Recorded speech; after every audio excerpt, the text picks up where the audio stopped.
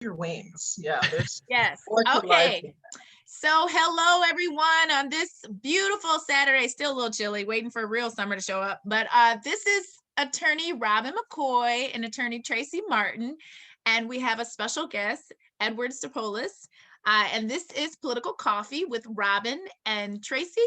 And I have today, I have Cheers. my sister friends mug. Shout out to my sister friends, Marcia and Joan, and all my other sister friends and Tracey. So that's what I have. And I have spring water this morning. And Tracey and Ed, what about you? Basically, I'm drinking a fresh lemon with some ginger and mint. Oh, okay. Ooh, that sounds very That yummy. sounds good. Yeah. Yeah, I like the sound of that. And then show us your mug. Okay. It's a nice blue one. It's a porcelain 20-ouncer.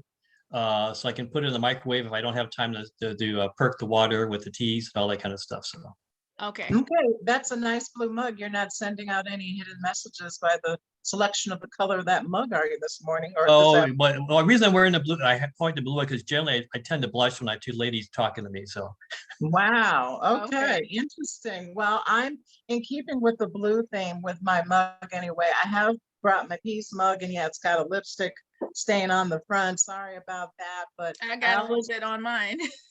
well, yeah, that's, the bottom line, I see your blue mug there with the peace sign. I'm thinking about Hair in the late 70s, the stage show and all that kind of stuff. I So love that show, Aquarius. I play that song often. I was born in the Yeah. 70s, so that's the like age of the one of my yeah, jams. the Aquarius. Aquarius. Yes, I remember playing that in marching band. It's up and down the football field. Interesting. Well, I brought it today because, I'm wishing everybody peace. There's so much hyper partisanship going on right now, in DC. Everyone's wondering if Liz Cheney is officially going to lose her leadership position, and, the whole 9 yards. And Trump got, Facebook upheld the ban of Trump. So, there's just so much happening. But today, our focus is on our guest who's bringing some interesting topics. And I have the pleasure, I'm Tracey Martin, of introducing Ed Sarpolus, who is the founder and executive director of Target Insight, which is recognized as one of Michigan's most notable polling firms. Ed himself is a noted authority when it comes to polling. He is recognized as a top analyst and strategist, and he's a fixture in the political, business, and media circles around the state as a strategist, entrepreneurial thinker, and deal maker who has had significant success creating and putting into action strategies to influence legislation, political action, and public policy discussions in Michigan and throughout the United States and internationally. I bet you didn't know that. Plus, he's got game with 20 plus years of experience in market research and issue advocacy on a range of topics, including corporate competitiveness, education, healthcare. But today, based on its latest survey, we turn to the conversation of local reparations over cups of political coffee. Welcome, Here. Ed. Yeah. Well, thank you. I leave it at 20 welcome. years. I leave it at 20 years to keep me young because I started actually in 1972 as a freshman in college. So it's been a while I've been at it. I'm Yes. going to take the plus sign off of there then. Okay, well, thank you for joining us and taking, your precious time out on a Saturday afternoon to talk about, some hot issues. Yes, this episode was advertised as being about reparations and redistricting, but something really momentous happened on the Michigan landscape with this big announcement about, well, actually it was a leak. And it's, I think Charlie LaDuff, somebody who I know from Fox 2 and other things, he got the big scoop when he announced that James Craig, who is the current Detroit police chief of the Detroit Police Department, is going to retire. He's going to step down, and he is rumored to be running for governor. And as a Republican, no doubt. I mean, Ed, what is your take on this? Well, running as a Republican does not surprise me. Okay. Okay, why not? Basically, it surprised a lot of us. Okay, it's a lot. It didn't surprise me. Well, first of all, people at his level of success and politics If you look at his background, the way he dresses, who he talks to and hangs out, you noted the sense of conservatism, okay? Very sharp, and he made himself very comfortable in those different things. He was very involved in, I know business people respected him in Metro Detroit area. So it's not surprised me. The question is why now? Okay, to me was the timing of it, not the fact that he's coming out as a Republican. And I look at the fact is that I know back when he first came on board as chief of police of Detroit, there was numerous talks or rumors about times about him running for mayor of Detroit if Duggan would step down. That didn't happen. Okay. There was talk about giving him a run for congressional race. That didn't happen. There was talk about all these races. He's finding out the fact there's no room to grow in the Democratic Party if he wanted to run as a Democrat. Right. And there's the politics are gone, and he's conservative enough. And typically, people in the police force they tend to be more conservative. That doesn't mean it's bad; is they're more conservative. And he thinks he has some issues to talk about because if you look at the issues, what's happening in the presidential race, and now the fact is, what can he run on? He can run on the fact is that he's tired of Democrats taking money from police. They want to, change that. He's going to have to go with his issue is going to be the fact he's going to come out anti-union. He's going to come out against minimum wage. He's going to come out against healthcare for a Black community. What's he going to talk about? The only thing to do, he's going to have to be anti-everything. So the question is, what is his issues going to be if he does run, other than the fact that he won't defund the police and he's got to decide, is he pro-Trump or anti-Trump? So his problem. Right, but Ed, I've got to jump in there. Republicans aren't anti-everything. I mean, for example, Republicans are pro-gun. It's an issue that we know that Chief Craig is staunchly for, and Republicans are for free speech and the First Amendment, and they're for better economy. Well, how does that fit into someone?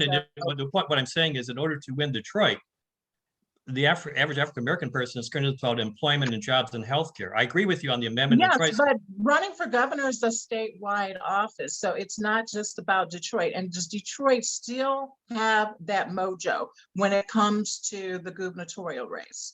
Yes, oh, yes, I mean, yes, you can ask Aunt Virgie. Aunt Virgie will tell you that if you're running for governor of Michigan, you need Detroit. You need Detroit. You need the Black vote. Yes, but Robyn, Ed is the pollster. So let me explain something. Let me put it this way here.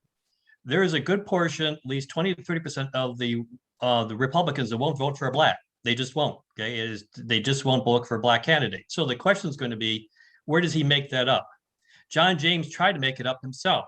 He did very well, a Black outside the city of Detroit and Wayne County. He did very well. I'm not saying that Blacks don't vote for Republicans. I mean, John James came within 2 percentage points of beating Gary Peters. That's right. The only reason Gary Peters won because Biden came to see. Gary Peters ran the most terrible race. You and I talked about that. Yes. He was invisible for 6 years. He was invisible. There was no bringing home the bacon conversation. I don't see him in Detroit now. I don't see any of the senators or congressmen in Detroit. No one talking to them. And he didn't run a good campaign. And so you don't feel that the Peters is making efforts? I mean, I know he does have African-American staff and he has done some outreach. You don't think he's done No, because let me put it this way here. When you poll in the Detroit community, during the middle of his race, 40% of Blacks didn't know who he was, okay?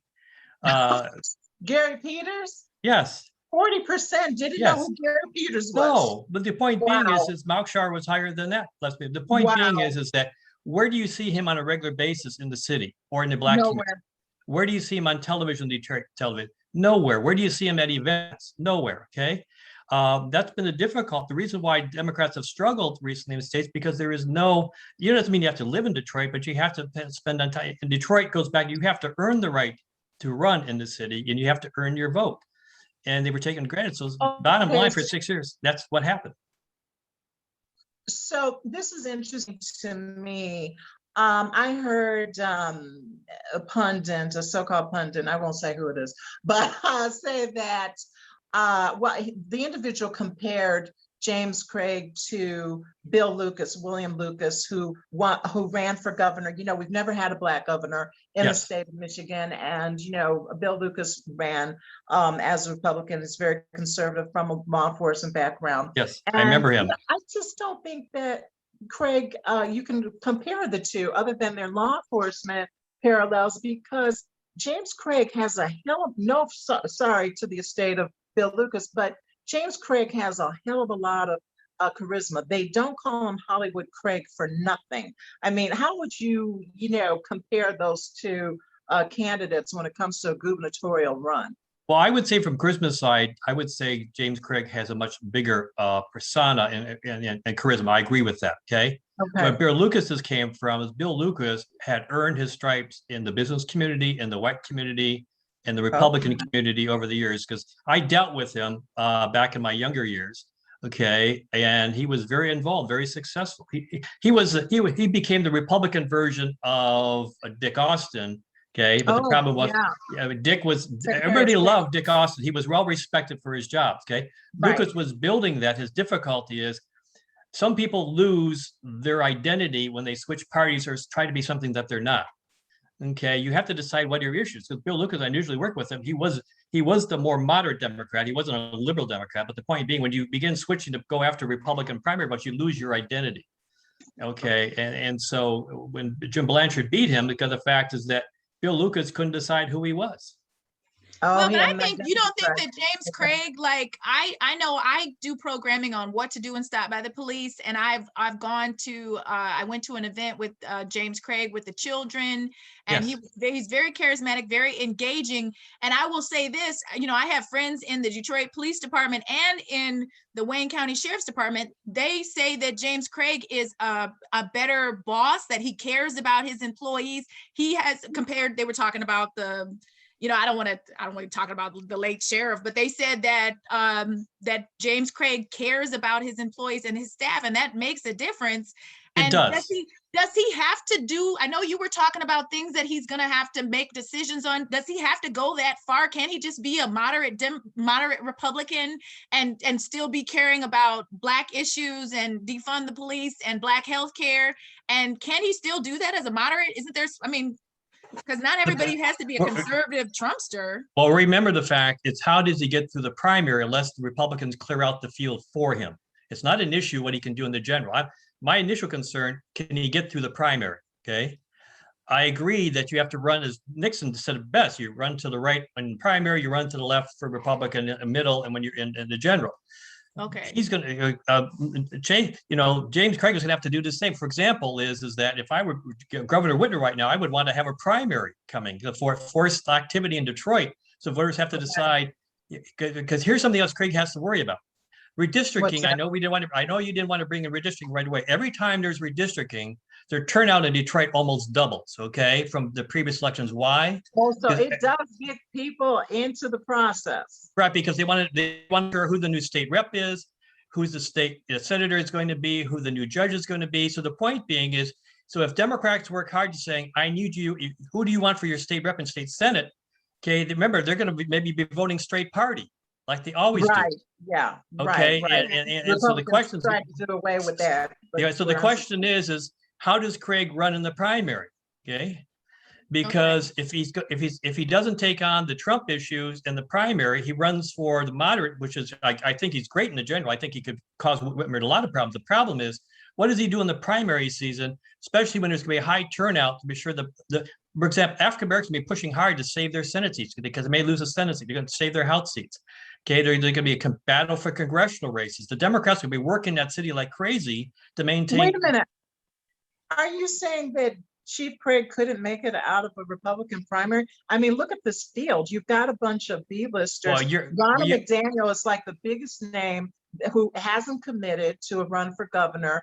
Candace Miller's not running. So John James, he's got his political action committee. And I get, with this news of Craig, who knows what John James is going to do now. So I'm saying is you're making the intelligent appreciation is, but the people on the far right are not going to give up a chance to run and get their person in office for their position. He could be the person. I mean, he's already reached out to Doug Ducey, who's the head of the Republican Governors Association. Okay, but what does that mean? What does that mean to the people? What does it mean to the conservative right? Or anti this, all that kind of stuff. It's not. Remember, in the end, you're going to have to decide on the Trump issues in the primary, unless Trump goes away between now and the primary of next year. I just think that you are making too much of an issue about Trump being some sort of. It's the issues. It's the issues. It's the issues. If I were the Democrats right now, I would be forcing to force him to start taking positions on issues. Okay. Now that would be interesting. Yes. Well, because remember, what the trick to beating Craig is to define him before the primary season even starts. So what's going to have happened is the fact, and I've done this fast, the fact the Republicans may help the Democrat win, or the Democrats will help the Republican win in their own primary. Okay. And as a consultant, the fact that parties say, hey, can you help me? For example, Congressman Schwartz, I moved 40% of Democrats on congressionals to vote in the Republican primary because Schwartz was the person people who were in education wanted Schwartz, the Republican. So the point being is, what's going to happen? The question is going to be the fact is that he's going to have to get support. Okay, because the point being is the fact is that what I'm saying is that if he can't appeal to all the outstate Republicans, and he's counting on Detroit to help them close the door, then where does he take, what positions does he take? Does he go after the vote in Detroit and their issues, or the outstate issues in the primary? Well, Ed, I will say this. I think that you don't take into account that there are many Black folk who love law and order, particularly in Detroit. They love Craig and what he's done with the police department. I mean, I myself take issue with his stance on facial recognition surveillance, as does Congresswoman Rashida Tlaib. And, they've been chopping it up in the media lately.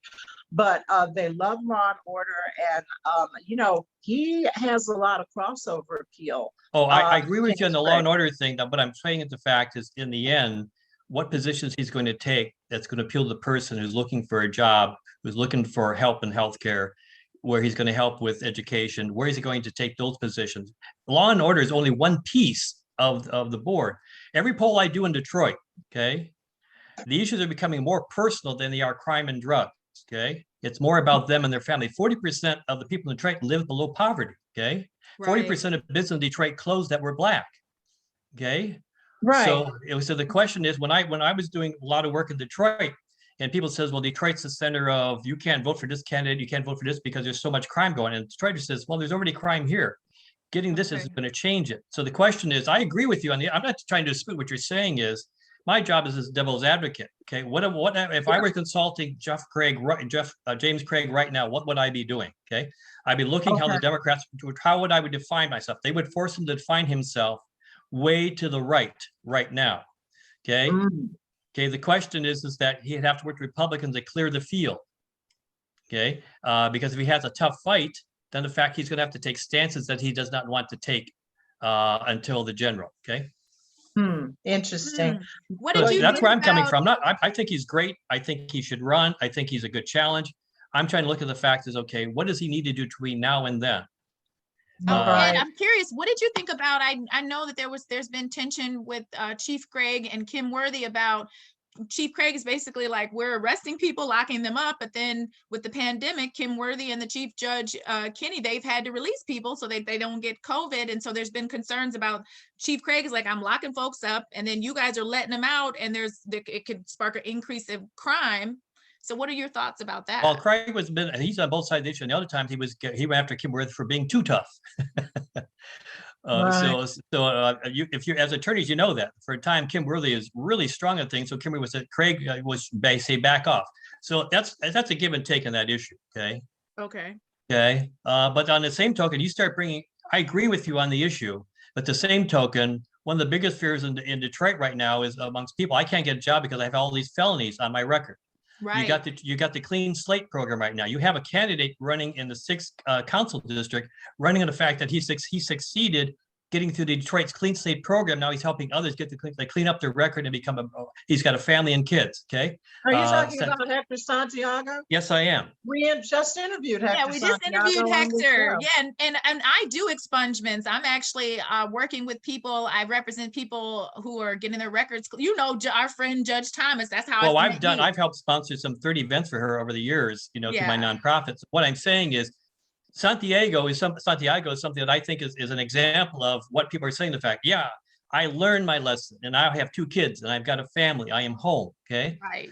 So what I'm looking at the fact. Relatable. He's really relatable, and he strikes me anyway as a person who knows how to get things done. For example, when we interviewed him, he was actually out on campaign trail. He took us on a campaign trail with him. Yeah. Door So you knocking. think I don't know anything about Detroit then? Oh no, you know everything about Detroit. Nobody ever said that. But let I'm me just ask kidding you because I bring him up because I'm a serious one. But let me ask you something about Hector Santiago, because this really interests me. That District 6 race, council member Raquel Castaneda Lopez. Yeah, you got David Sanchez and Santiago Romano Right. Garcia. But you got the two Santiagos in that race. Gabriela Romero Santiago, who Yeah, but is Romano, divorcee. right. She puts her last name, Romano, last to I thought separate it was herself. Romero. It's Romero, whatever it is. Right. We'd have to Google. I'll Google. We interviewed but Sanchez and Santiago. No, it is Romero. I know it is. But you have two Santiagos in the race. Yes, one is a woman, one is a man. Is that going to confuse the voters in that particular district at all? Well, it can. The benefit for her is the fact that she's the only woman on the ballot. Oh, yes, right. Okay, Yeah, so dividing the male vote. And the other question I would say that right now, David Sanchez is going to be the beneficiary of, people maybe raising money for him. The question is where does the machine in that district come from? Does Gabriella get money from Rashida? Does she get it from Stephanie Chang's group? Where does she get her money? Because right now, most council candidates at most raise 20,000, 30,000. Okay. That's it for a city council race in Detroit? Yeah. And well, Janice Whitby's never raised more than 60,000 for a whole citywide campaign. Wow. Okay. What I'm saying is the question is going to be is who's going to have the best name recognition? Okay. And then and basically who's going to get their message out? Because what's interesting in that 6th district, the fact is you have a very strong Hispanic community there. Okay. You also have a very strong Black group there. You also have a strong Hungarian group there. Okay. You have a large, and Yemeni and Yemeni, yes. And you have a very religious group going into Ecorse and River Rouge. Okay. So the question is that because one thing notice all the candidates, because they're coming from Hispanic backgrounds. Okay. Where does this Hispanic Chamber of Commerce come down? Right. Because they're very strong in that area. They have some beautiful health centers. They've got a lot of things going, and so the question is where can Miss Lopez? What's she going to be able to do for Gabriela? Yeah, and I looked it up for the audience. It's Gabriela Santiago -Romero. That's what I said. Yes. Yeah, Romero. And we did interview. You said Romano. I'm sorry. I'm thinking cheese. Well, we did interview Sanchez and we interviewed Hector Santiago. I guess we have more folks to interview from what you guys are saying for that. Oh, wasn't there a write-in too? Possibly another woman write-in in that district. I heard something about that, but that is such a hot race. But I do think that there was some strategy going on there between the council member Lopez and her endorsee Gabriela, because remember she waited to the very last minute to announce that she wasn't seeking re-election. Yes. I thought that was to serve Gabriela, her endorsee. She was, but the problem of the fact she released too early back in January about her hint that she wasn't going to be running. Right. She was playing it right, but she leaked it too soon. Okay. Yeah. Because Sanchez and the other people were too ready, to get moving on this. Okay, and so that'll be the key thing. Well, Ed, what do you think the governor should do? I know they've been talking about this in the news. I'm sure you've heard about her taking this trip to see her dad, and they're trying to say some stuff about it was a personal trip. There are businessmen to pay for it. But for me, I don't hide this. I'm pro-Gretch, big Gretch. She's been holding it down. She's been like the mama, making sure people live, that they don't die. But what are your thoughts on that situation for the governor as far as public relations? Like because her father was, my understanding, her father was sick. Well, yeah, we got to remember Gretchen Whitmer's success is based because of her father, because of her wealth. Dick Whitmer from Blue Cross Blue Shield. Without her dad, she pretty much has not had a hard race for at all in her political career. I don't think Bill Schuette is the toughest candidate the Republicans could have put against her. Okay, right. And so the point being, now the other note is the fact John Engler got into this problem, Snyder got into this problem. Blandry got into this problem. This corporate jets, the helicopter stuff, it's always been a problem. I've worked for some of the peepers and speakers, and they had a military helicopter come to their place and was paid by a lobbyist. So her problem is her PR machine didn't know how to address this issue. Right. That what she should have done. My father dead. I need to apologize to my public, my voters. I don't want to get this personally because my job is governor of the fact that I'm going to go see my dad, and just do it right up front. Be upfront. That's poor PR. Just go ahead and tell them what you got to do.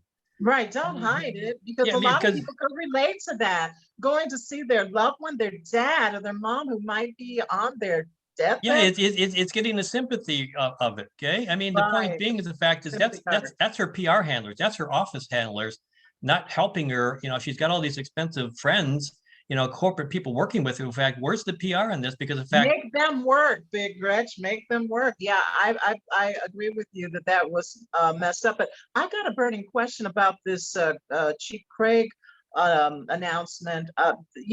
This thing has totally turned into a snowball, because as I understand it, Craig's going to have a press conference on Monday to make a formal announcement. He hasn't, from what I understand, talked with Mayor Duggan about this. Do you think that this makes Mike Duggan look bad for his own race this year?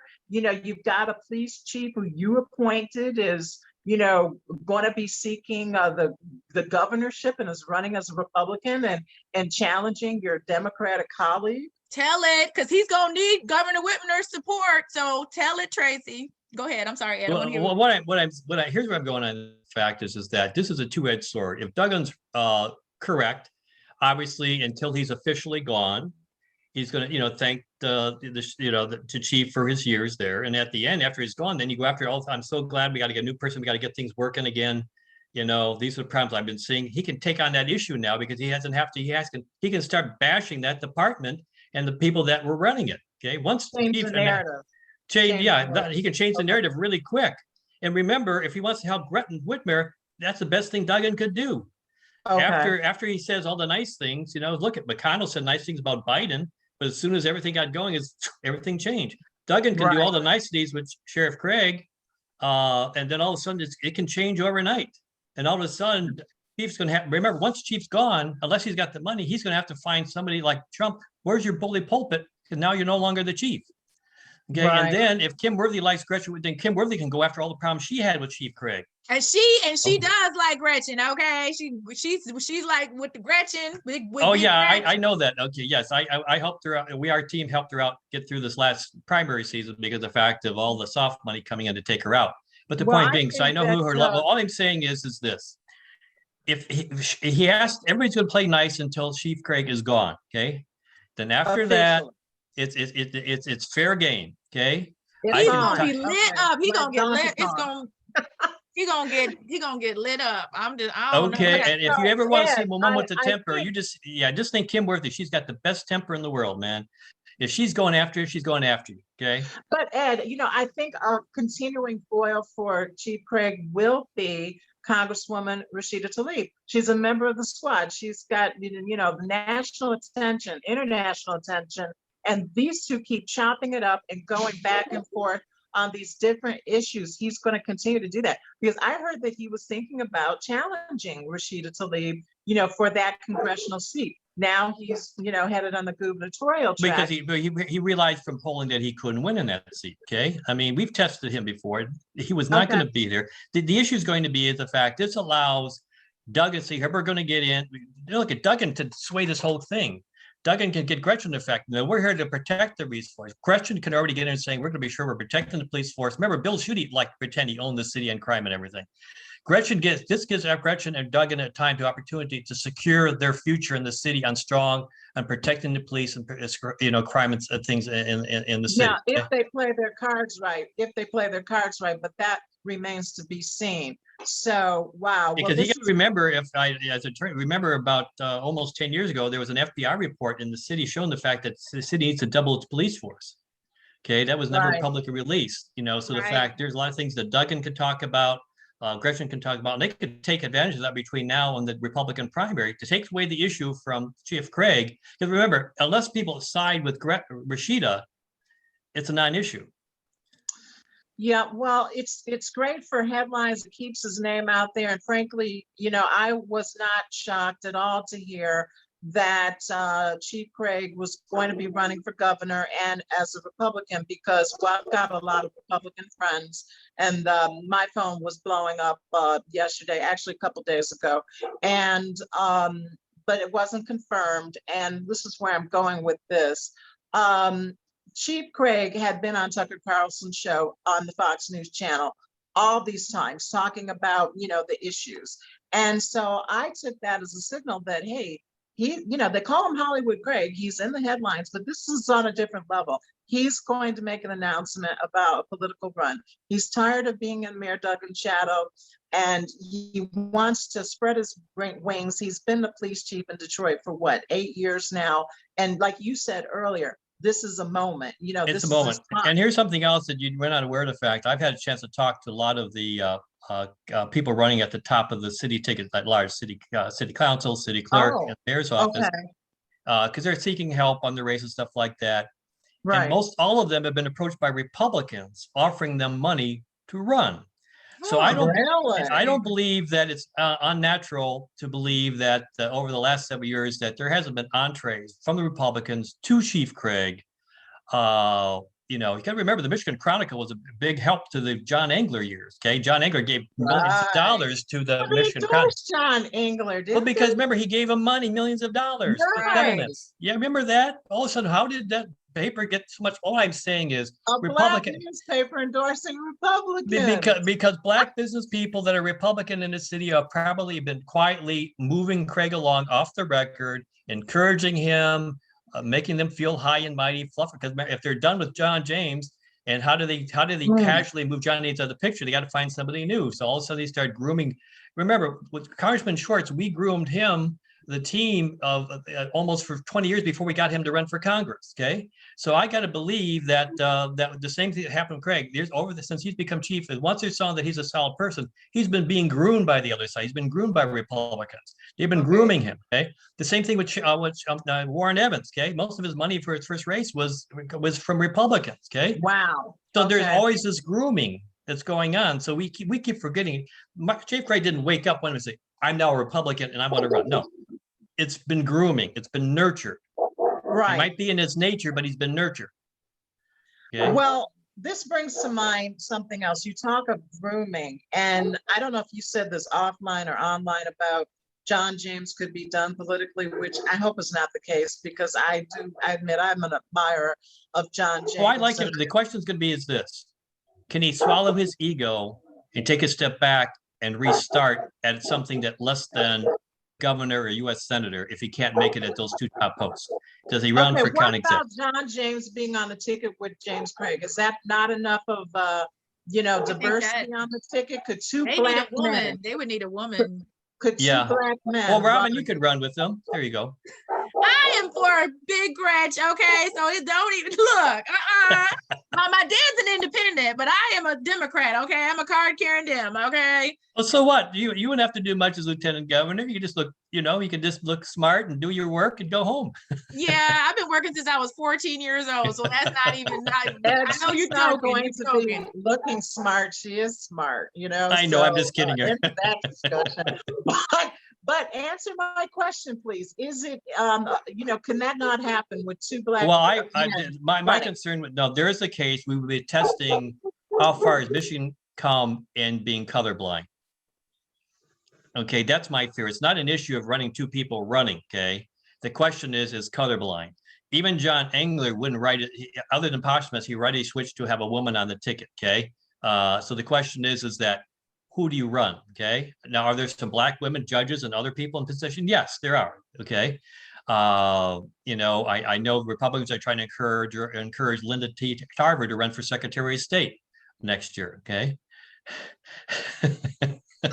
Dr. Tarver is Secretary of State to challenge Jocelyn Benson. Very interesting. Okay. I will just leave it at that. Yes. Well, I used to work with her. She used to be a client of mine, so I know her very well. Okay. And I know she was one of yours. I know that. Okay. So what I'm saying is that I would say that two black people. The question is going to be: are we more colorblind now? Okay, that's the question. Yeah, not the Michigan we're looking at. We had Trump support. They tried to kidnap the governor. No, it's not, that's not gonna work. And So then the other thing, the fact is then the women's movement alone, okay, we've got this balance of why now we're going back to 2 men in office, okay. So the question is going to be, it's going to have, if it's 2 men, it's going to probably, if they're African American, I have no problem with that issue. The question would be, he probably going to have to pick a black woman if he wants to have 2 blacks at the top of the ticket. right. Okay, but more ideally though, it most likely would be a woman. What names come to mind? And probably a white woman. Yeah. Now the problem, remember, Bill Lucas made a mistake with picking a short white woman to be his lieutenant governor, Mrs. Engler, the first Mrs. Engler. Who was that? I don't recall. Colleen Engler. That's right. Okay, what Democrats use very effectively is Bill Lucas coming out of this limo with Colleen Engler, a black man with a short white woman. That gave the wrong impression, did it not? Right. Right. So that couldn't fly. You see where I'm going on this? It's the visual, okay?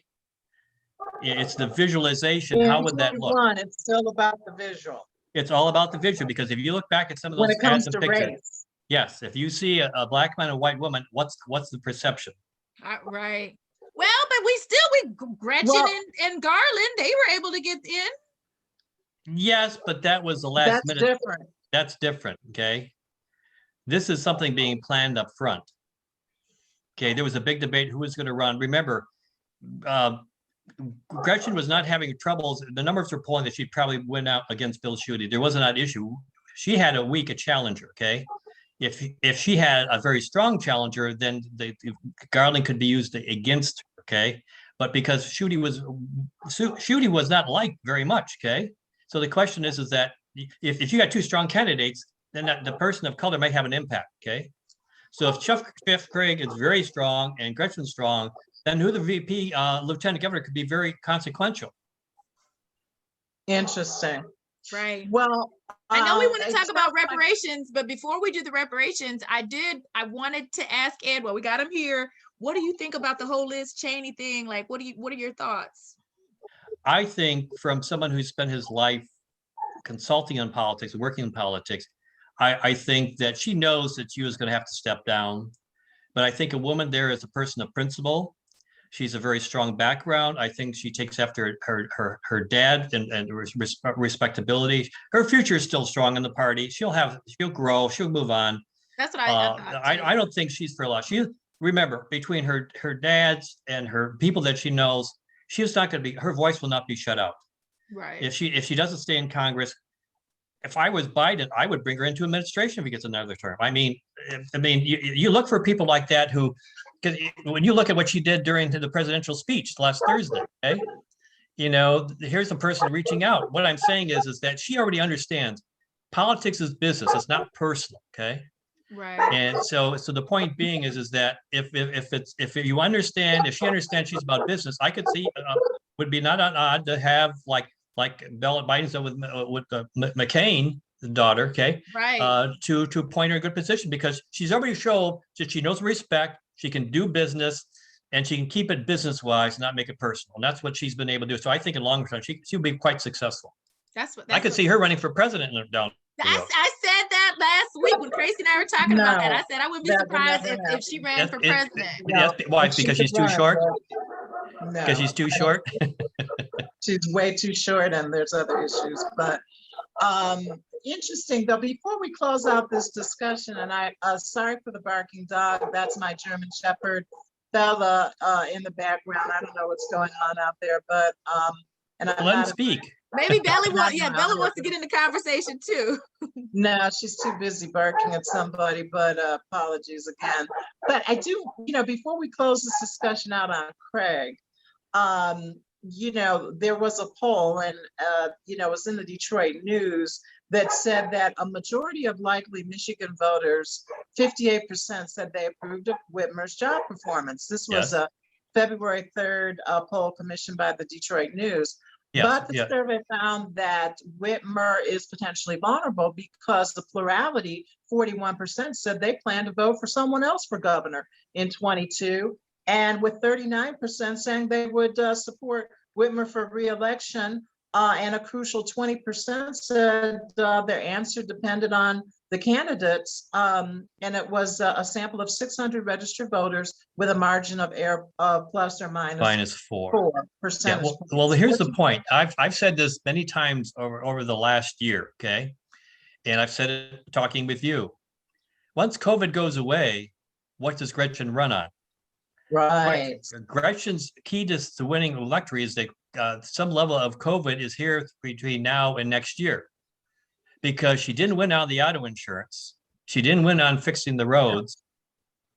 She has no major success other than the people who vote that like what she's doing in COVID. So to me, she's got to find another issue outside of COVID to claim her fame. I've been saying this now for over a year. Okay. She has been instrumental in appointing African-American judges to the bench. So to her, I will say that. I mean, I agree with you, but the question is, Yeah, for but the that white doesn't voter, how does resonate that help with me as a? everybody. Yeah, that doesn't help anybody. that resonates with Black women lawyers in Michigan. I'm gonna just put it out there right there. I has totally that agree with you. That's I one totally agree with you. constituency, but people will vote for candidates who can improve their quality of life. Okay, it is about crime. It is about jobs. Being Michigan's top CEO, it's all about the economy. And Well, frankly, look, that's the reason why, not to interrupt you, that's why Biden jumped vertically from the COVID to jobs, things like that. He switched it. jobs. Jobs. Yeah. Okay. Gretchen has never jobs.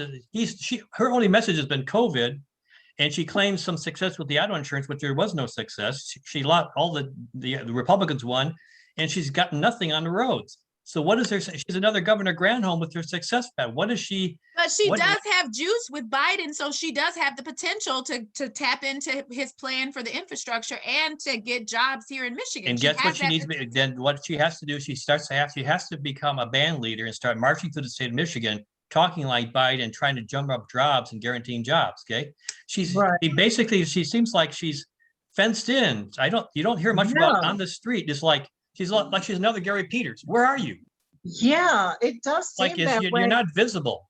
Well, she does do those press conferences, but you're right. It's mostly about COVID. No. The point being is that with you don't have a lot of social media. You know, the press conferences. She's a governor. Okay, I don't see a lot of ribbon cutting from her. I don't see a lot of her go help the homeless. I don't see, for example, she's not. For those who remember Frank Kelly, he was always cutting ribbons someplace in the state. All his 30+ years. And he was what is I don't see him.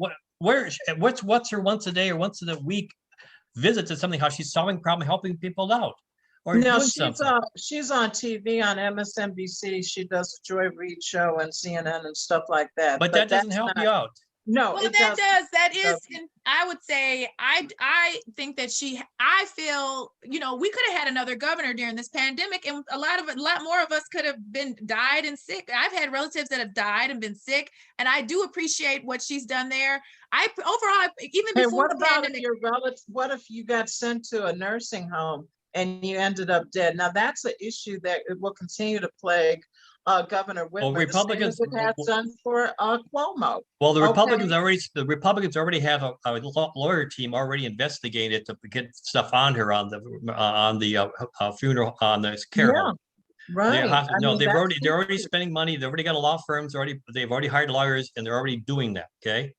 To use that issue, and like frankly, using it. Michigan is still a hot spot when it comes to COVID. So I mean, this whole ballyhoo about running on, I was the COVID governor. I mean, that just doesn't resonate with a lot of people. Well, she has to get out in the street. She has to be a band leader. Okay, why doesn't she have corporate mayors sitting next with her, giving incentives? Okay, the point being, you've got Ford Motor Company would help her out. GM would help her out with her employee. You'd have Unilever. She's not using the tools that are given to her to take credit for turning out people going from a no to a yes.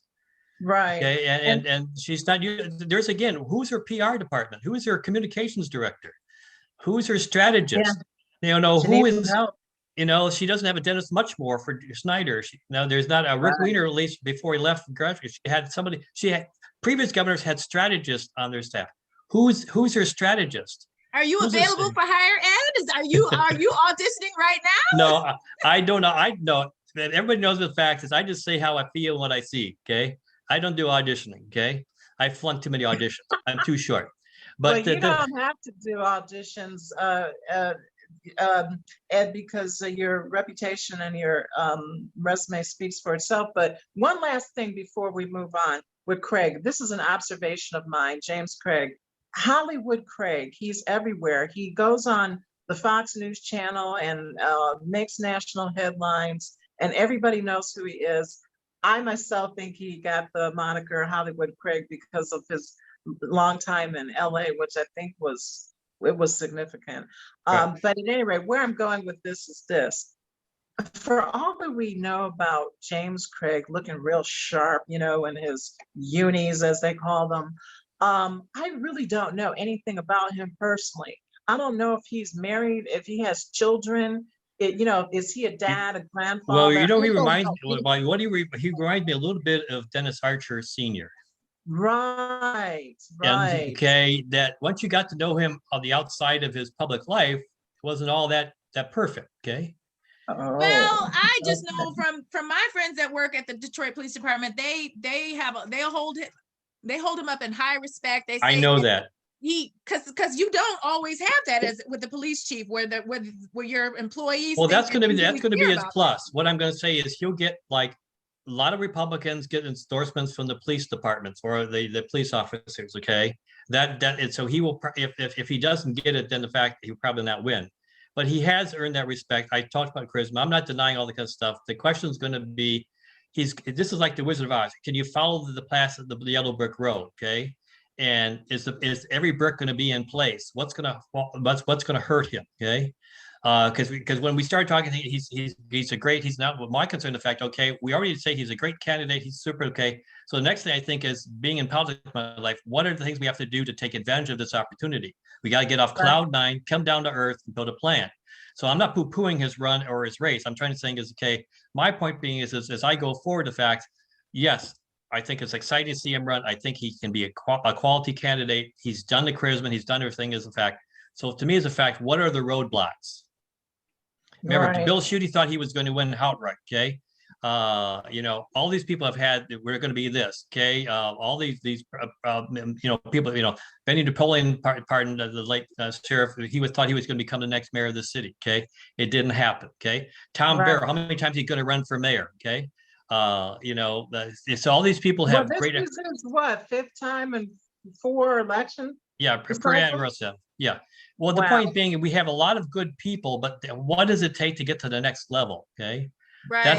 That's the difficulty. I'm not trying to poo-poo him. I'm just saying the fact is that while everybody's on this high, because remember, my success in business, the fact is I take my emotions out of it. It's not what I think, what I want. What do I know and what do I see? Yeah. Because Right. I've been around Very the block good. too many times. The thing is, okay, this is great for Chief Gray. It's a great thing for an African American, a Black person, the chief to move ahead. But what are the roadblocks? I know how the Republican Party treats their candidates. If they're not successful, they eat their young and saying, it's up to you now to Right. find your money. Okay, so They my do. concern is, are they using him or are they really behind him? John James has sort of been used, okay? Where was his coaching to how to handle the Trump issue when he was running Wait a originally minute, against wait. Whoa. How was John James used? they didn't coach him on what he was saying and doing early in the race with Trump, how to handle the features, or when there was the impeachment hearings. Okay, they didn't coach him. Okay, there wasn't somebody to tell him how do you handle this situation. There should have been a team of Republicans, PR people saying, looking at who he is as a person. Okay, how he's going to be perceived in order to win the general election. Okay, you have to, if you've got a good candidate like John James, someone has to be working with him on a day-to-day basis. Here's the issues of the day. Here's how you have to coach the issue. You're not going to change your position, but how do you coach this issue? Every candidate I've worked with is that I would have never let my candidate do what they allowed him to do to get on the stump when those issues were pending. I would have coached with him off the record, how you protect yourself. No one was there doing that. And you're talking about election cycle 2020? Yes, I am.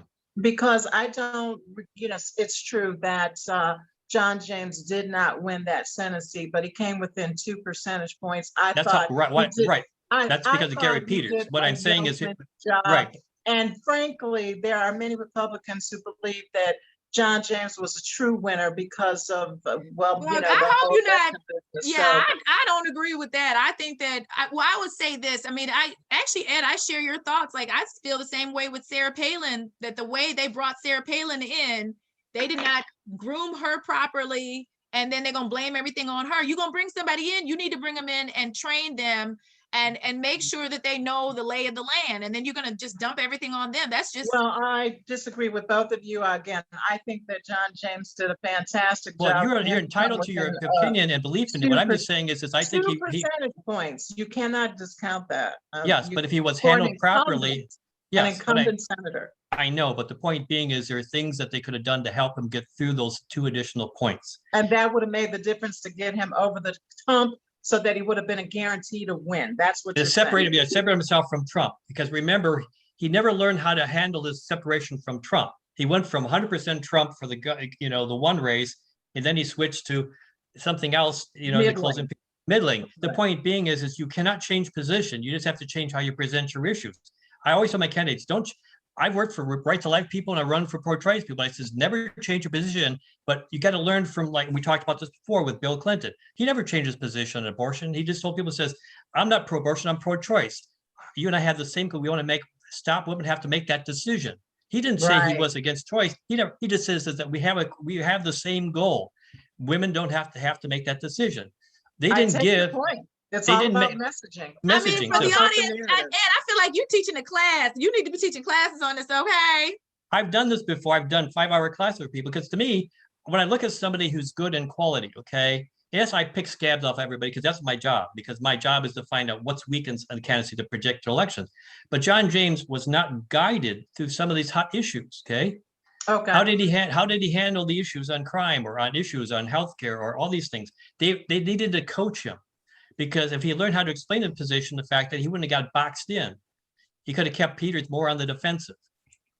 Well, we'll see what John James does with his mission first. People always political action committee. But now we're going to pivot to an issue that is close to your heart based on the press release that came out on April 20th, 2021, which is with the headline, "Majority of Detroit City voters support reparations for those harmed by city." Your microphone is off. Your microphone got cut off there. It started to go lower. Oh, okay. So, Ed, you came out with a press release on April 20th, 2021 about reparations. And the headline on that press release was, "Majority of Detroit City voters support reparations for those harmed by city." So what's happening with reparations in Detroit? Because this is a different form of reparations.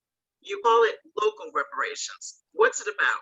Well, what's it about is, well, first of all, it's not about the city taking money that it needs to run the city and giving it to people in the city that have been harmed by the city. It's not about the city giving money. It's not increasing taxes. It's not reducing of services. Basically, it's mimicking what happened in Evanston, Illinois. Okay. Evanston, Illinois is probably the best example how they came about doing this. First of all, the Evanston, Illinois people taught us basically that people of color could come together on a single issue. Okay. And they call it reparations, but it's not the reparations we normally think about. Okay. What the reparation we're talking about here is the fact that no one's going to get a cash payment.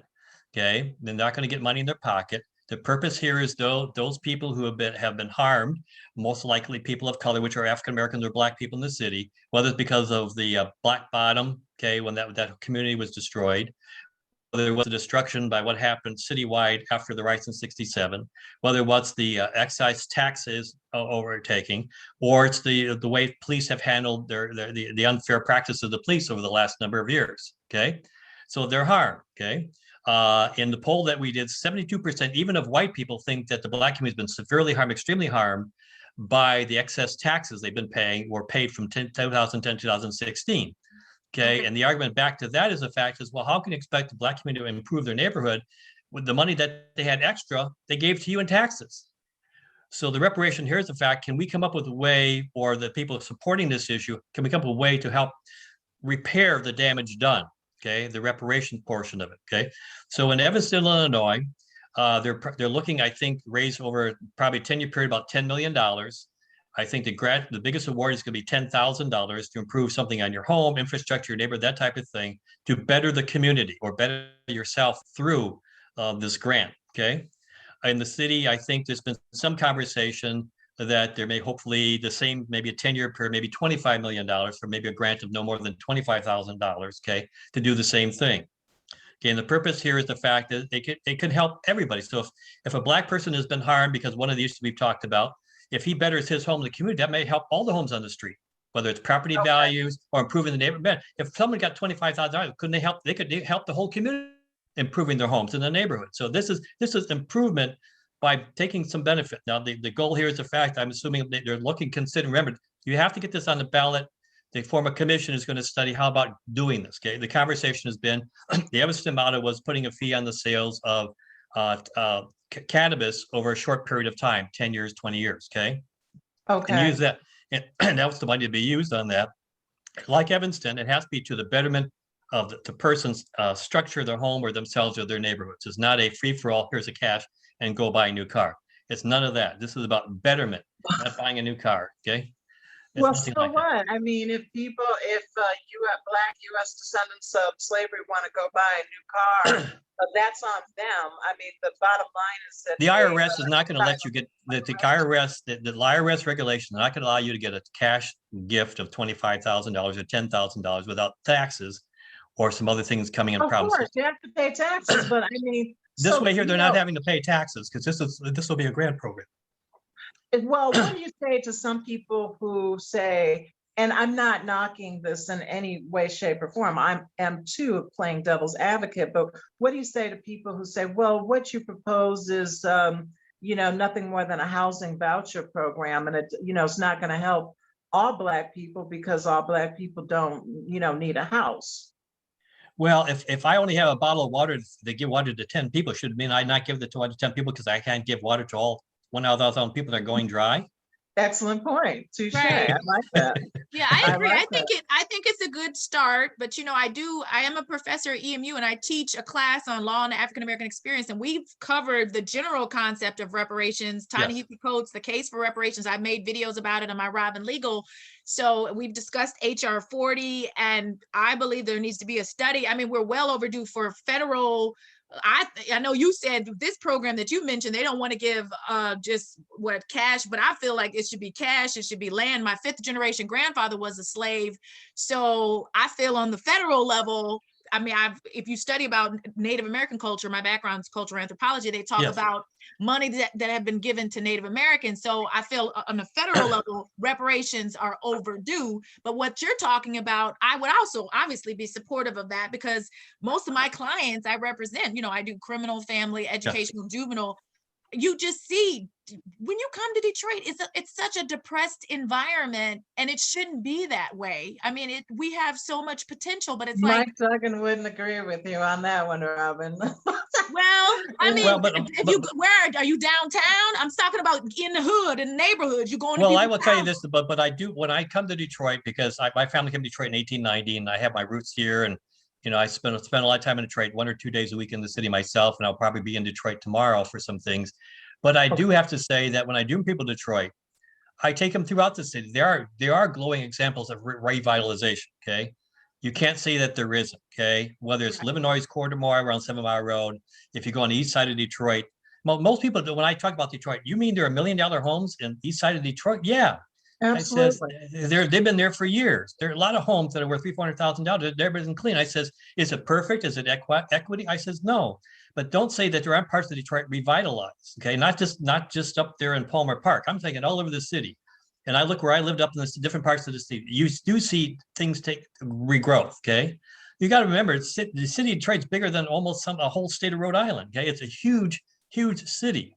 But that's why you have to remember. At one time, there were like 24 cities within the city of Detroit. Okay, when you look at the wards, how they originally were set up, you look at old maps.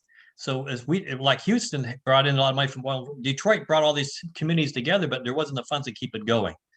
So you look at where the G plants are going, where you look where GM investing, those neighbors are beginning to spread out. Okay, you see the new housing developments going around. So to me, in fact, I agree with Duggan somewhat. There is improvement. Is it going fast enough people want? No. Okay. Because the poll, I also did in this poll what people are concerned about. The number one issue outside of crime and drugs, which is always a problem, is the neighborhoods. Okay. They still don't think their neighborhoods need a lot of help. 24%. Yep. And when you break that down, yeah, then you break it down, what's in your neighborhood? It's basically vacant homes, it's litter, it's homes that are occupied but not kept up. Okay.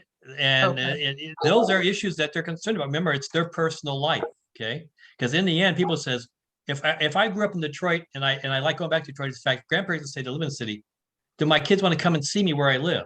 Right. And the schools, like I've worked as an educational advocate and looked at some of the schools, the conditions they're just unacceptable. My boyfriend, we've stayed in the 48217 zip code. Yep. There's environmental issues going on. Yes. We're in my class, we've been covering Ben Crump's book, The Legalized Genocide of Colored People. And I'm in the book and they're talking about the most the worst environmental place in Michigan is a 48217. They've got the plants over there and people live there, children live there. You know, well, that's what I'm saying is that we have to get a commitment to saying we as a whole in the city have to come together to get this done. Now, what I see happening in the city that may help that, whether it's good or bad, is there is a slow increase in white people moving back into the city in certain places. Okay, as I'm doing polling, I see more white voters showing up on lists, that type of thing. Me too. Yeah, I find that interesting. Okay, and so you're seeing that the trouble is many of the people that are moving into Detroit are living, but they claim they live outside the city because of taxes and auto insurance. Okay. And auto insurance, yeah. Yeah, we have to get them to commit that not only do they live here, but they live here. Right. The other thing that I think, what I do when I bring people to the city, I look at some parts of the west side of Detroit that are very beautiful. I take them to some parts of the east side, the homes that I go and the other people are very nice. The other place I always take people, because people with kids, I take them to Children's Hospital. Okay. Really? Because when you look at that campus, how bad it is around that campus. You just go a few blocks away and it's terrible, okay? But if you come to that campus, how beautiful it is, that campus. And then you go inside this hospital, this over 100-year hospital, looks like it's a brand new hospital. Just showing when people have committed something, I've got people convinced to bring their kids to join because I didn't know this gem was here. I hear how good Children's Hospital, but I didn't know how safe it looks. We have to convince people there are places that is I would live here in the city. Okay. Well, this is interesting, this poll that, the survey took place April 13th through the 15th. And I think there's going to be an announcement pretty soon that they're going to be announcing their campaign. Oh, really? So this, the survey though was actually co-sponsored by the Michigan Democratic Party Black Caucus, yes. Okay, that's fascinating. And I also want to understand that the number of city council candidates have approached the people coming together, and they may adopt it as part of their campaign pledge as part of this people running for city council. Oh, that's an excellent development because, when I studied the Evanston model, I see that the Evanston City Council actually formed a subcommittee, to take up this local reparations initiative. And so could we see something similar be adopted in Detroit? I would say it's a good possibility. I know that there are conversations going on. Okay. I know the number of council candidates are interested, including some candidates running for mayor, okay, that are interested in this issue. So I would assume unless something changes. Anthony Adams, does he embrace this issue? I don't want to comment on Anthony Adams because I think that he's being led in the wrong direction. Okay, we'll move on from that then. That sounds like another show. How you gonna drop something if we can't even talk, please? Come on. I know what you're talking about, so I'm gonna. But Tracey, shouldn't we enlighten folk? Like what? No, because it would take me an hour to explain it. Okay, fine. Y'all just dropping some stuff.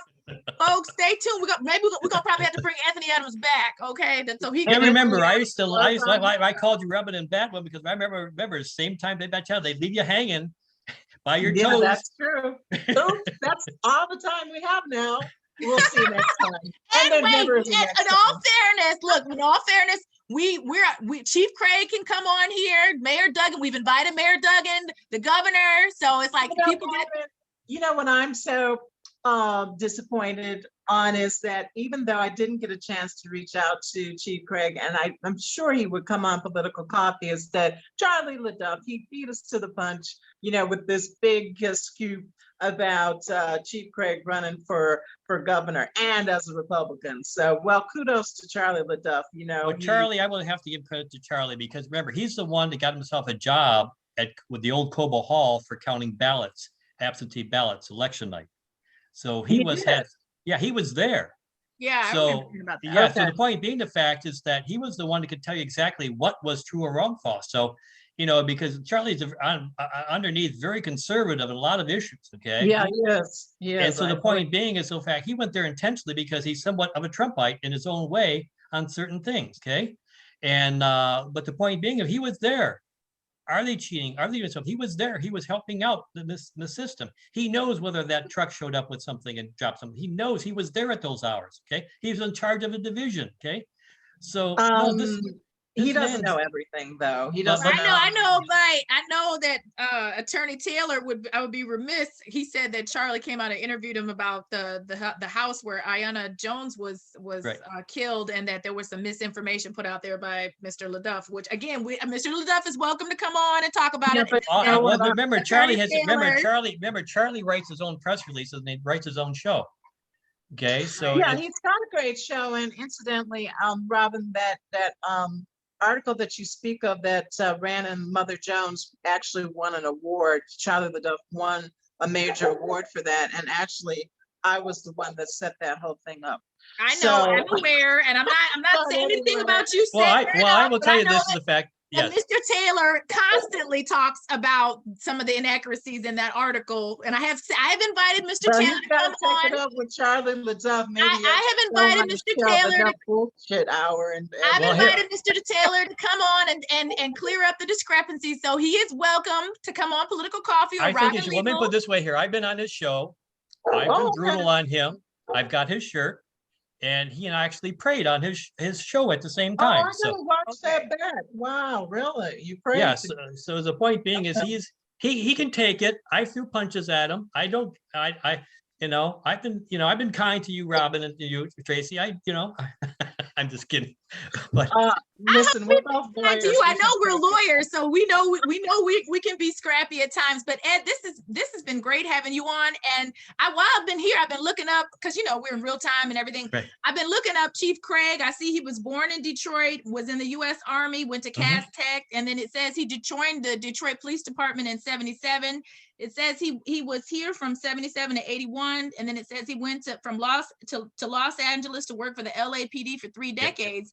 Then it says he went to 2009 to 2011. He was the chief of police for Portland Police Department in Portland, Maine. And then it says 2011 to 2013, he was chief of police for Cincinnati Police Department in Cincinnati, Ohio. And it says that the crime rate was the lowest when he was there since 2000. And so I think that's part of what the draw was to bring him here. About that Cincinnati figure is that crime was reducing all across the country. And so some will say that he can't take full credit for the reduced crime rate in Cincinnati. But I lived in Cincinnati for a while, and I want to say that there was some structural changes made in the city to help reduce the crime. Okay, that's interesting. Now, before we, this is fascinating about the reparations. I do know that there are some national reparations groups that are going to be hitting the ground in June next month. One of them is in Cobra, and I'm just wondering if you think that the local reparations group that you're involved with might, I know it's different, but you think they might align together? My suggestion would be not to align themselves because theirs is much more focused, specific to benefit. It can benefit everybody in the city where something happens. The greater reparations one may not benefit as many people as the local one can.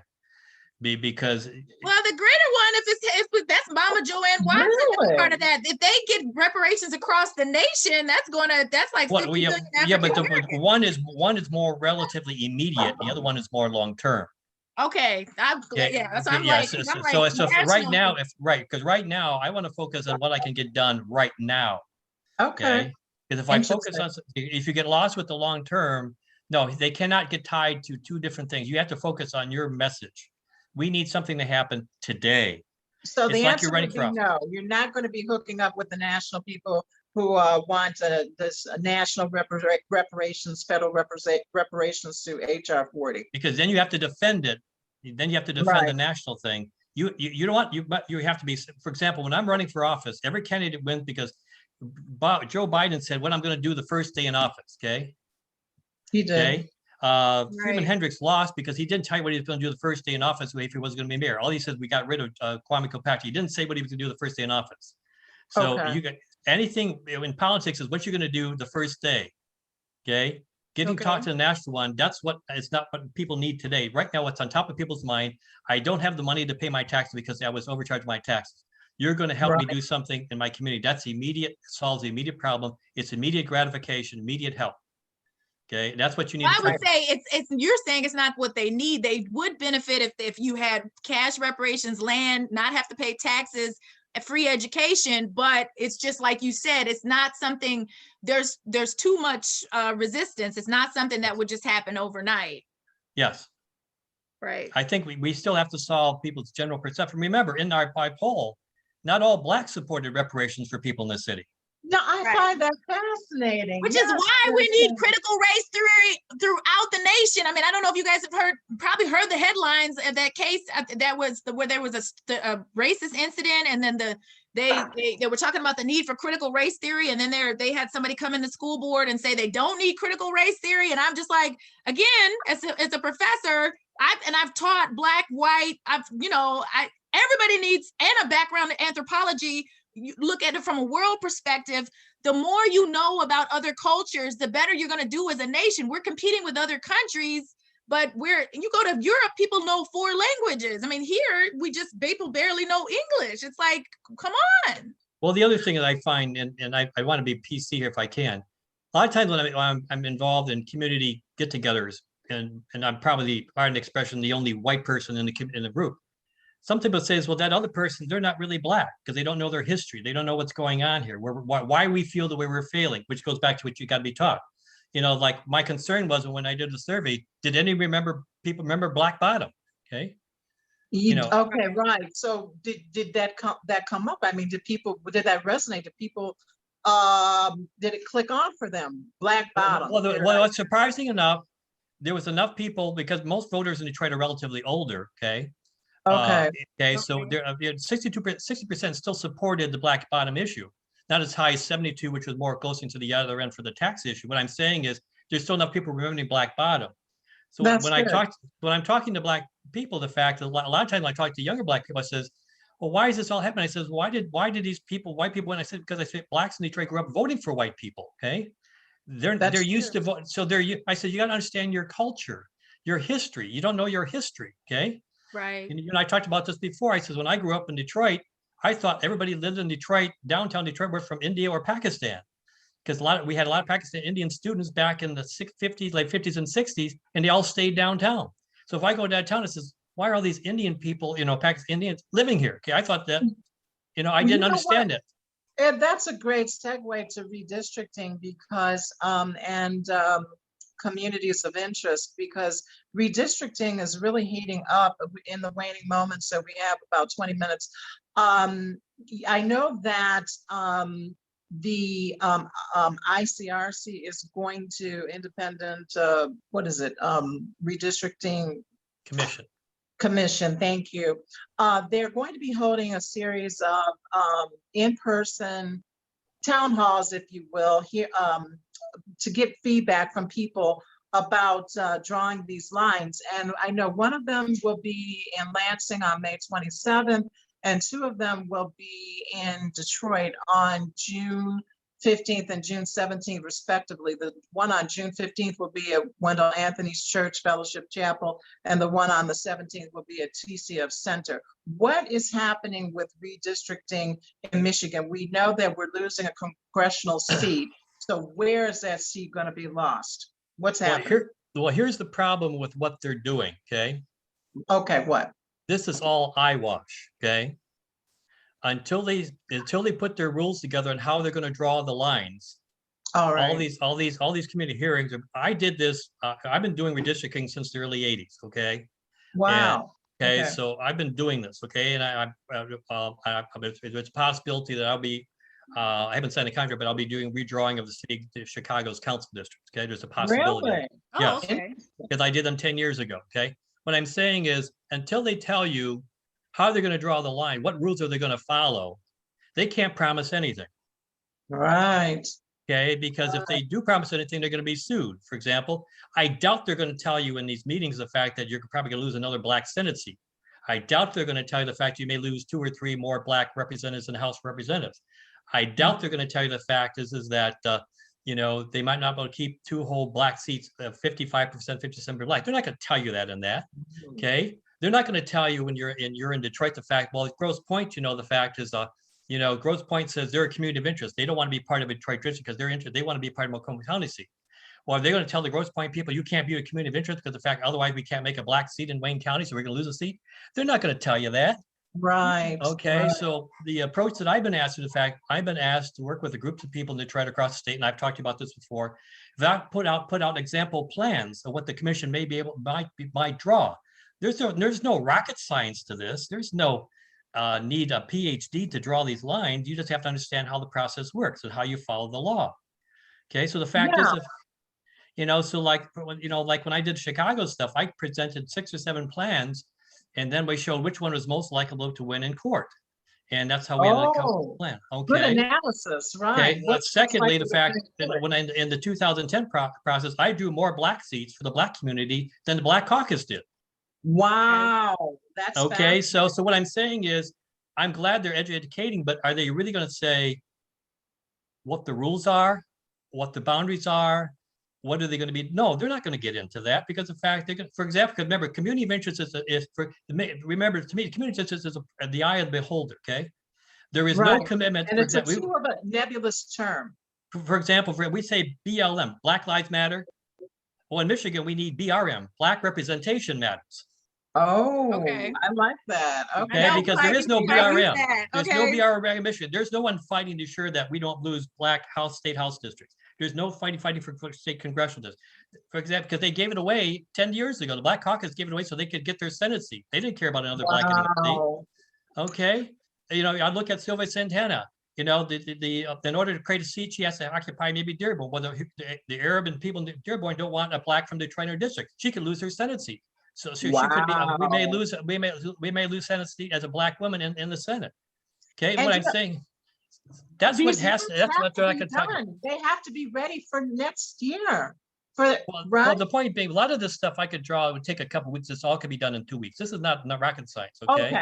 All right. So my goal would be working with people who have the fact that we need to put example plans. Okay, because they were going to decide what they're going to go with. Okay. And there's no saying that the fact that after they draw all these lines, they're going to find out that they'll be sued because they didn't follow the Voting Rights Act, or they didn't honor their commitment to actress, or they didn't keep the people of color, or they didn't follow precedent, which they've been doing for since 1980. They didn't follow traditional law in Michigan in drawing the lines. So which means the Republicans could actually sue them. It could go to the Supreme Court, or there's some conversation the legislature, Republicans, Democrats have come together to draw the lines and then presented to the commission, because the commission is not going to be able to draw fair plans. Because the other thing is, they say they're apolitical. Remember, this is supposed to take politicians out of politics? Right. No, all this was Democrat versus Republicans. They want to take Republicans out drawing the lines. You cannot have a fair plan unless you have partisan data, okay? Because how are you going to say this plan is fair if you don't know which district is how much Republican or how Democratic it is? Well, is there anything that can be done? My assistant worked with the census, and I'm sure you heard the reports. They said that the census, they did not count everybody in Wayne County. They were sure to count everybody in Oakland County. Is there anything that can be done now? Can the Biden administration reopen the census so that we can? Well, here's the problem. The fact is, I was telling them last year, where's their lawsuits? Where's their separate recount? Where's their things? Under Coleman Young, we had dual censuses going on. Okay. When I worked with Native American tribes in California and out west, they did their own census, and the Census Bureau ended up using their numbers versus the Census Bureau used their numbers to ensure that they're proper counted. This is what I'm saying is that we had very little leadership under Snyder to be sure that everybody was counted in Michigan. There was not money set aside. There was not staff put aside to be sure. For example, what's your lawsuit factor? Are you, for example, in California, LA, if you've been out there, they hire the gangs because the gangs have respect in all the communities and they cut a deal with the severe. There's no crime. You trust me, I trust you. Detroit used to do that. Yeah, Detroit used to do that too. But the point being is, there was no reason why Wayne County is not 100% counted, because if the county exec and the mayor of Detroit and all the communities got together, they could have got the funds necessary and basically challenged the census numbers from day one over a year ago. Yeah, well, that's a lack of leadership. I mean, especially when you have a so-called Democrat in power in Michigan. Well, in 1990, and also in Michigan. Well, there's no voice because everybody who knows what's going on is retired or is no longer working in the legislature in the cities. Okay. In 1990. I'm talking about the people at the top, Ed. If you have the mayor of a major city in the form of Duggan and you have a Democratic governor, I mean, where was the leadership then? And making they never sure because that's not something that's not their bailiwick. They don't know anything about it. They don't know how all this is done.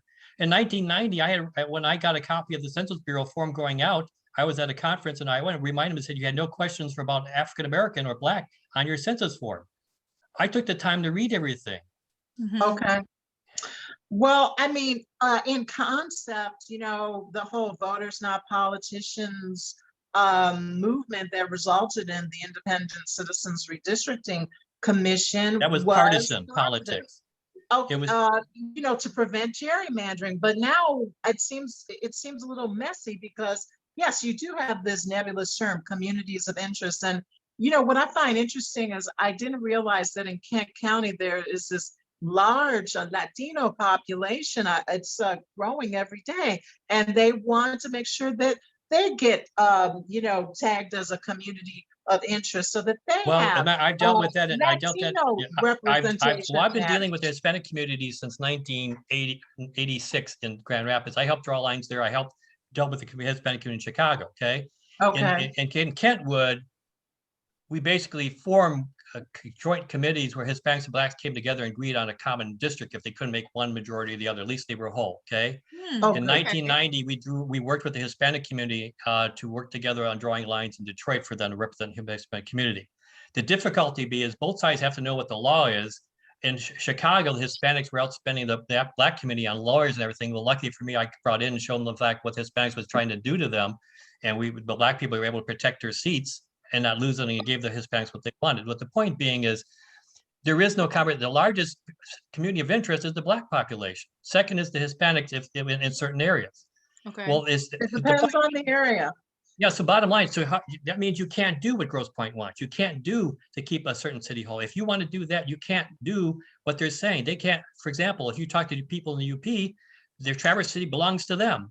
If you talk below the bridge, Traverse City belongs to them. If you talk to Traverse City, we don't need anybody. We're our own community of interest. Right. And secondly, you still haven't told me how are you going to draw fair plans if you don't know what the partisan makeup of a district is? Yeah, I don't know how they're going to do it either. Well, in the end, unless someone does, I know their vendors. So their vendors are very, very partisan. They're very democratic. So I know who their vendors are. Very good. Republicans hire them too. They're very good. Okay. But the point being, in the end, a partisan data will be used to evaluate these plans. Because there's no choice. There's no choice. So in this committee, what are they going to tell you if you go to this meeting? Well, how are you going to draw a politically fair plan? How do you know if the districts you're drawing are all Republican or all Democrat? I don't know. Well, without political data, how are you going to do that?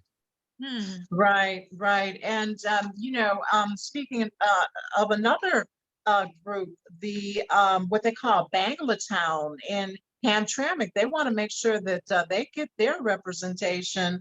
And that's a huge population there. So, they want to be considered a community of interest as well. And then what you're saying, these are not based on political boundaries. They're all based on social, ethnic, or racial boundaries. Yes. Yeah. Okay. So that's the reason why in Chicago they drew a Hispanic seat that was only that looked like two barbells with a barbell between the city, using the city sewer pipe to connect two parts of the city to make one district. Wow, that's fascinating. What I'm saying is that in the end, they opened up a can of worms. Okay. Yep. In the end, a special commission be formed to solve this commission's problem. What I'm saying, another commission be formed to take over the job from this commission. Right. With a special master, because both of you are attorneys. Okay. both of you are attorneys. If they can't come to terms and there's a lawsuit and the judge says, well, how many Democratic seats in congressional districts? I can draw 8 Democratic seats, or I can draw 8 Republican seats. I can draw them neutral. Okay, if I do the community of interest thing, there's more Democrat seats than the Republicans. Republicans will sue on that plan. Well, how the commission going to know that they just drew an illegal plan that they claimed they weren't going to do? Remember, taking politicians out of politics was Democrats didn't want the Republicans controlling the pen to draw all Republican seats. Let's be real here. Right. So, I mean, do you recommend that people go to these Yes, meetings? I do. Okay. What I'm trying to do is say, what do we need to do after these hearings? Okay. There has to be more education, understand what is the reality check that they weren't able to share with you, or can't or won't be able to share in these meetings. Because if I'm doing meetings introduction, my job is just to listen. Okay? Right. I wouldn't do a lot of explaining what you're going to be doing, how you can do it, because the fact you can't commit to those things. Out of fairness to them, you do the listening tour, you don't make commitments because you can't appease everybody. Okay. When I was drawing, when we were, for example, a lot of the things that you're talking about in Hampshire, that might be better dealt with at a county commissioner level, protecting that might be helped better. Maybe at some point, maybe a state rep level, never a state senate, but maybe a state rep seat might be able to help them, but more like a county commissioner district. Okay. But that's not really covered by this commission. So, I mean, you can handle all these cases, but how are you going to handle it? Okay. So for example, go ahead. No, I just wanted to get out there in our waning moments that, if anybody wants to find out more about these local meetings, they can go to www.michigan.gov/MICRC. I am going to go, and I think Tracey, did you go to one of the meetings already?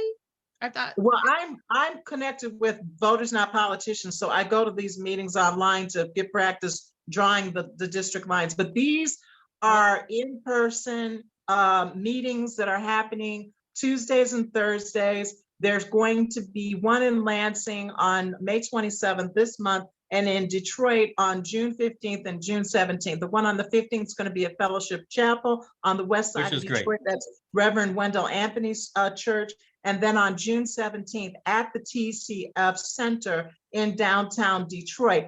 And if you want to comment, if you want to participate virtually, you may do that. You don't have to be there in person, but you've got to sign up. You've got to go to www.michigan.gov/MICRC to get your name on there so you can make public comment. That's perfect. Yeah, Tracey, you can share that. We can put that on the YouTube link. But see, what I'm trying to do here, the fact is that because I'm not going to be working for anybody when I do this. This is going to be part of my free time. Is draw example plans, okay? Because I have my own hardware and software. I've been doing this for almost over 30 years, okay? So I do all that kind of stuff. So my goal is the fact I'm not going to draw one map. I'm going to draw multiple maps. This is how the different choices that the commission can make. Okay, because that's what I did in 2010, showing like, hey, the Black Caucus is cutting out 4 black seats. Well, why did they do that? They could have had more seats. Well, why did they eliminate this? Why did they eliminate John Conyers' congressional district? Because one of the state senators wanted to run in that congressional seat. So they moved Conyers out of his own congressional district. Okay, that all happens. Okay, that all happens. Or I'm in Detroit and says, well, I want my girlfriend in the district. I want my ex-wife in the district. I want a hospital in the district. So you got remember these. This all goes on in conversations, and drawing the line. So this commission, that's why I'm saying is the best thing for this commission is do the education, what they're all about, what they're going to do. But they can't, if they can't make too many commitments, okay? Because you already had them coming out, even Bengali Thompson's article, well, we're going to protect voting rights. Well, you said you're going to commit community of interest. Well, you can't do cross-pointed community interest and the black community interest because then you can't do the one versus the other. How are you going to do both? Right. You're gonna have to prioritize what's your top community of interest. It's going to be people of color. Then that comes first, and you have to tell Grosse Pointe we can't do what you want. Okay. Yeah. Yeah. Okay? You don't want to do that in a public meeting before you're behind doors drawing the lines. Right. Wow. We already know that cities are already negotiating with people they think are on the commission. They're saying we don't want Dearborn in this, we don't want Ecorse in this, and we don't want this district, or in Kent County they want this. They're already negotiating. They're already getting their lobbyist groups to infiltrate these groups of people, okay? Why am I not surprised by that? Why am I not neither surprised? am I, because the fact is I'm getting these calls, I'm saying as well, then you've got 100 different communities in the city of Detroit. Who's going to win? Which community are you going to honor? Right, right. Well, Ed, we're going to have you come back to talk. We could do a Sure, whole this has show definitely been an on education. districting, and I wish you the best of luck, with the local reparations and the whole process for, getting it on the ballot. It does seem as if, based on the findings of your survey, there is support for it. And that just fascinates me about local reparations. I am reading a book by Professor Darity called From Here to Equality about national reparations, but I find the idea of local reparations fascinating as well. And we're so glad that the audience joined us today for Political Coffee with Ed Sarpolus. And there's a lot happening this weekend. Hope you're enjoying your weekend. It's Mother's Day weekend. Well, if you've got pets or you got children, happy Mother's Day. Whatever you're claiming as your children. I'm a fur mom and mom of Amber. Shout out to Amber. Another mother to my nephew. Shout out to my That's nephew good. Corbin. Yeah, he's a student at Wayne State. So Yes. Well, that's good. Well, that is good. I was in the other store the other day, and this one lady got like 4 bouquets of flowers. It says from the one person. I says, well, why? Which mom is you are from? It was kind of funny. People trying to reward this stuff. Yes. Oh. No, to me, it's important to reward womanhood, that type of thing. The funny thing is that it's Mother's Day. Okay, that'll be an interesting thing. How this reviewed. I did a poll nationwide on Mother's Day. You did. I did. Okay. It was years back. It's interesting in your comments what people think of their mother-in-laws. That's the funny thing. Oh, wow. that sounds like that might be another show. That is another show. Wow. Well, there's so much to watch, with Chief Craig running for governor. Oh, I also heard that Atlanta Mayor Keisha Lance Bottoms not going to seek re-election for mayor. I saw that What's this her next morning. move? Yeah. What, is she gonna get a job in the Biden administration? Like, what's going on?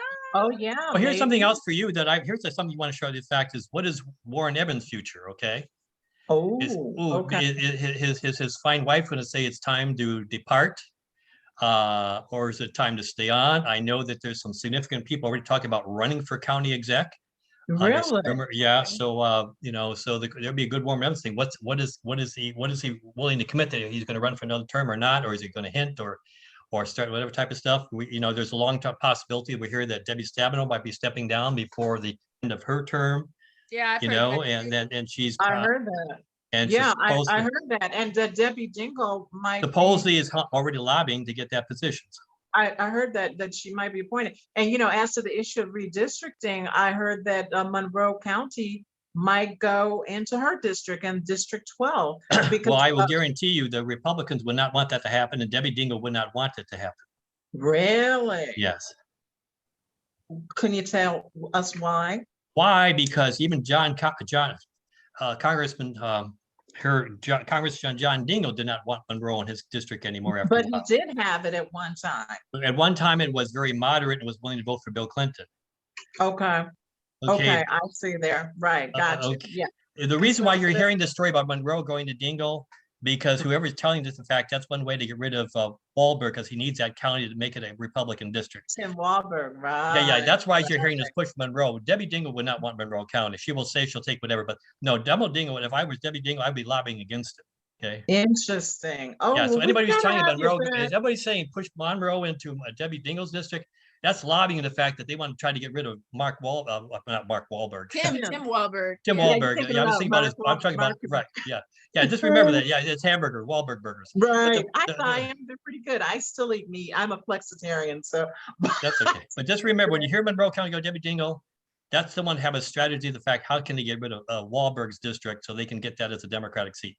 Fascinating. That's why you're hearing that. Oh, but that would be lobbying, and that would be against the commission's purpose of drawing the lines, keeping politics out of redistricting. The movement of that district into that county and thing, that would be against the commission's rules, because then we're making a move for political purposes. So I could sue on that. Then I could sue on, but I could sue on that. You could sue on that, right? Because under redistricting, you can subpoena verbal communication, not just written testimony. You can sue if you look at old cases. What was said in the meeting? Remember the case of the census? Remember when Ben Ginsburg was saying this person said this? In redistricting, you have to say it in writing. But if you had a conversation it would be helpful if Wahlberg's seat was put over here because it would help us win that seat. That was an exchange of information to influence the plan. Wow. Wow. So if I was hearing that, no, I would say Yeah. we're doing that for one purpose and one purpose of law, because I can draw a better plan leaving Monroe County where it is.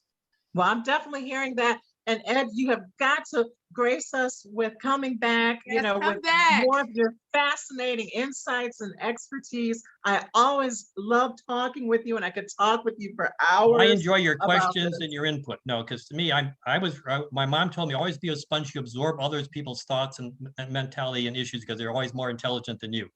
And my job is to squeeze it back out to you. Wow. Everybody, as a professor, I say everybody's intelligent. It's just a matter of knowledge, gaining knowledge. Like, you're definitely schooling us on some things that we don't typically hear about. No, like I said, you got to be a sponge and you just Right. squeeze it back out. The other thing I tell people, don't become an expert, become a noted authority. So you Yeah. understand more than just one thing. Right. Exactly. Wow.